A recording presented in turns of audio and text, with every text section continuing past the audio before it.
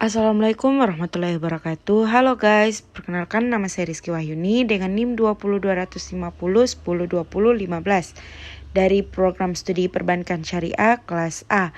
Tujuan dari video ini untuk memenuhi ujian tengah semester pada mata kuliah analisis tingkat kesehatan bank syariah dengan dosen pengampu Muhammad Imran SE MAK. Baik, yang pertama prinsip-prinsip dan pengembangan sistem keuangan syariah. Pengertian prinsip-prinsip sistem keuangan syariah. Sistem keuangan syariah merupakan sistem keuangan yang menjembatani antara pihak yang membutuhkan dana dengan pihak yang memiliki kelebihan dana melalui produk dan jasa keuangan yang sesuai dengan prinsip-prinsip syariah. Sistem keuangan syariah yang dikenal dengan prinsip-prinsip syariah akan diuraikan sebagai berikut.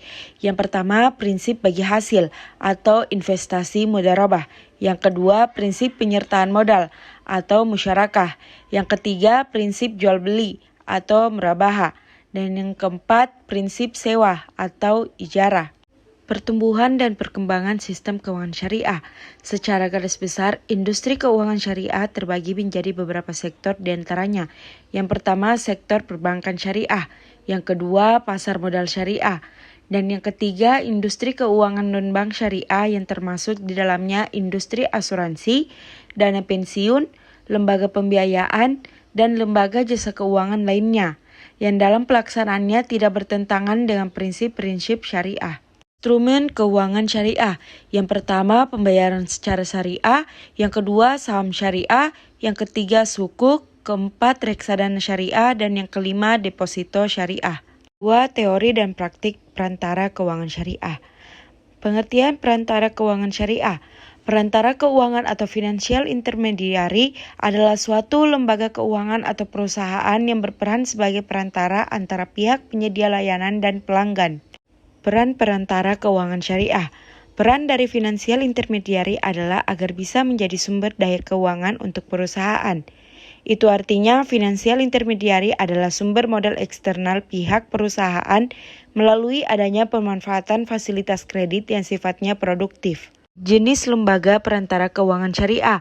Yang pertama, lembaga keuangan bank syariah, meliputi penghimpunan dana, penyaluran dana, dan jasa-jasa perbankan. 2. Lembaga keuangan syariah non-bank, meliputi asuransi syariah, pegadaian syariah, pasar modal syariah, dana pensiun, lembaga zakat, lembaga wakaf, dan baitul mal wa tamwil.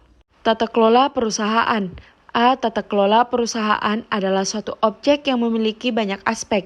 Salah satu topik utama dalam tata kelola perusahaan adalah menyangkut masalah akuntabilitas dan tanggung jawab mendet, khususnya implementasi pedoman dan mekanisme untuk memastikan perilaku yang baik dan melindungi kepentingan pemegang saham. B. Penerapan prinsip GCG. Yang pertama, transparansi. Kedua, akuntabilitas. Ketiga, pertanggungjawaban. Keempat, profesional. Dan yang kelima, kewajiban. C. Tujuan penerapan GCG. Yang pertama, mendorong tercapainya kesinambungan usaha. Kedua, mendorong pemberdayaan fungsi dan kemandirian. Ketiga, mendorong organ perseroan. Keempat, mengoptimalkan nilai perseroan. Kelima, mendorong timbulnya kesadaran dan tanggung jawab sosial. Keenam, meningkatkan daya asing perseroan secara nasional maupun internasional. Manfaat GCG. Yang pertama, GCG tidak akan langsung mendorong penggunaan sumber daya perusahaan secara lebih efektif dan efisien, yang akan membantu menciptakan pertumbuhan atau perkembangan perekonomian nasional. Kedua, membantu manajemen perusahaan dalam memastikan atau menjamin bahwa perusahaan telah memenuhi ketentuan hukum dan peraturan. Ketiga, membangun manajemen dan perusahaan board dalam memantau penggunaan aset perusahaan.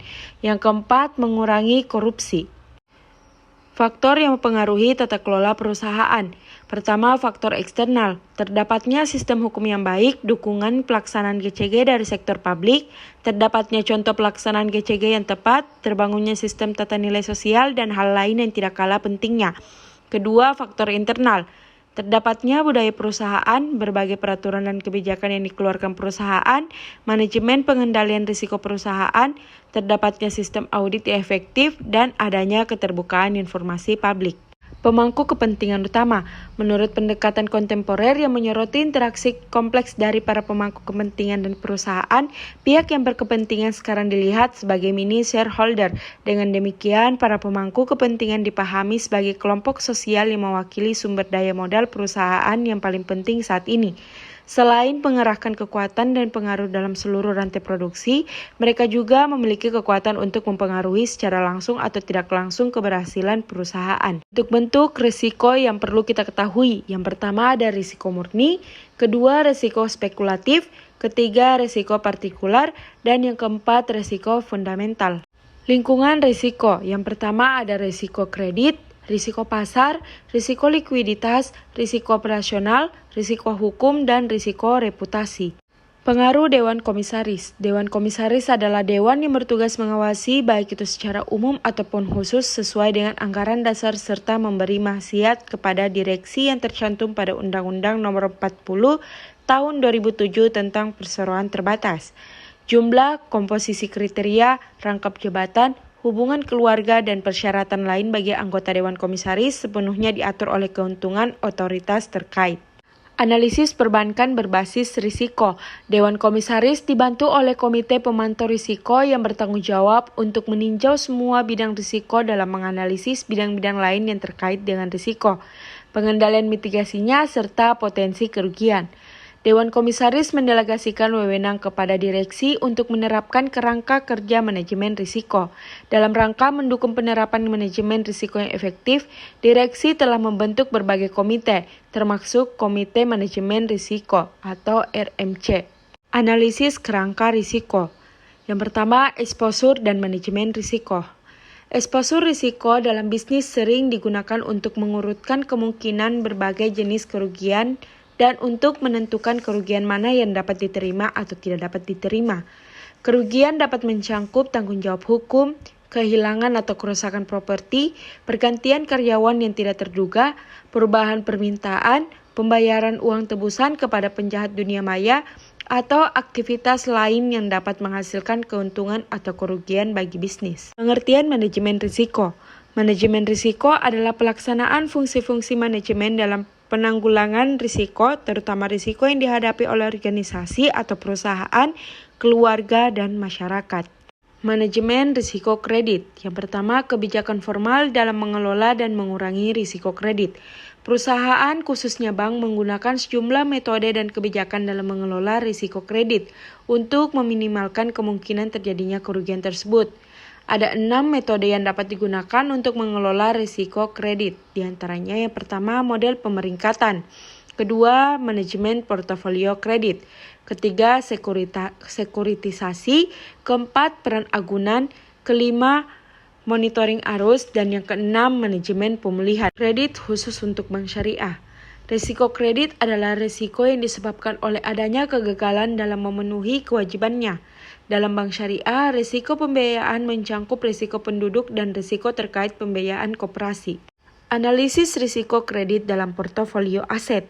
Analisis portofolio kredit tidak akan menghasilkan perkiraan yang sangat tepat di mana debitur pada portofolio tersebut akan mengalami penurunan. Perhitungan kerugian dapat digunakan untuk menganalisis ekspektasi kerugian, perubahan kerugian, dan tingkat kemungkinan kepastian level kerugian. Klasifikasi aset dan kebijakan cadangan kerugian. Yang pertama ada shares, bonds, property, commodities, cash, dan futures. Terima kasih, sekian dari saya. Wabillahi taufiq wa hidayah. Wassalamualaikum warahmatullahi wabarakatuh.